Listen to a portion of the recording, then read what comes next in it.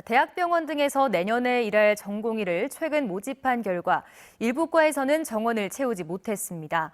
특히 소아청소년과는 전국적으로 미달 사태가 벌어졌는데요. 당장 내년에 대학병원 등은 문제가 없을지 걱정됩니다. 양관희 기자가 보도합니다.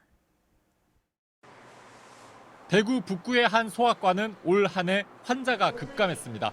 저출산으로 아이들이 줄고 올해는 코로나19까지 겹쳐 소아과를 찾는 환자가 예년보다 더 없었습니다. 이런 분위기는 고스란히 전공의 모집에도 영향을 줬습니다. 지난 2일 대구 4개 대학병원 소아청소년과 전공의 모집을 마감한 결과 전체 정원은 12명이었지만 지원자는 2명에 그쳤습니다. 경북대와 계명대, 영남대는 지원자가 아예 없었습니다.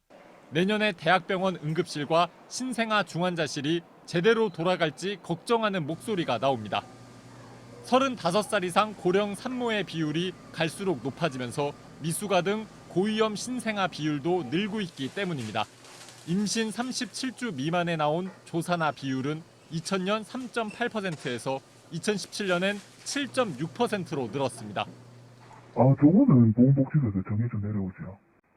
그러면 1년차를 안 없는 채로 갈 수밖에 없습니다. 예. 아무래도 업무가 과중이 되겠죠. 다른 연차 쪽으로. 소아청소년과 전공의 미달 사태는 최근 계속돼 왔습니다. 지난 9월에 한 2020년 하반기 전공의 모집에서 소아청소년과는 70명을 뽑으려고 했지만 고작 4명만 지원했습니다. 의사들은 이런 흐름이 계속되면 일반 소아과 병원 체계가 무너질 수 있다고 우려합니다.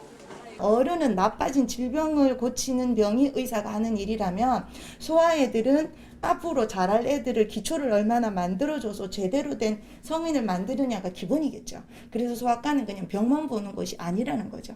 주치의예요. 그래서 얘가 어릴 때 그랬던 걸 알기 때문에 지역의 한 대학병원 소아청소년 과장은 이제라도 입원 전담 전문의라든지 응급실 전담 교수를 뽑아 전공의에 의존하는 체계를 바꿔야 한다고 조언했습니다.